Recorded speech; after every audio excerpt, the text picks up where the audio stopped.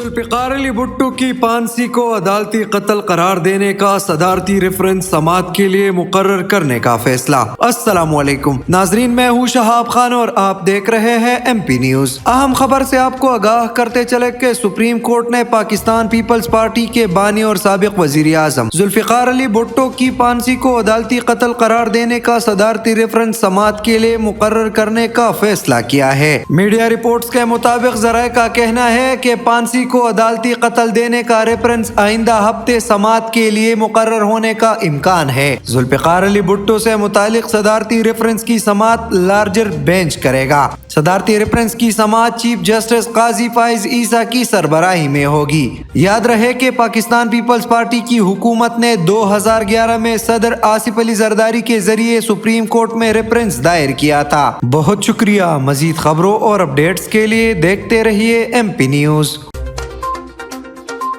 M P news Swat سمیت ملکی اور غیر ملکی خبریں آپ تک پہنچائے سب سے پہلے۔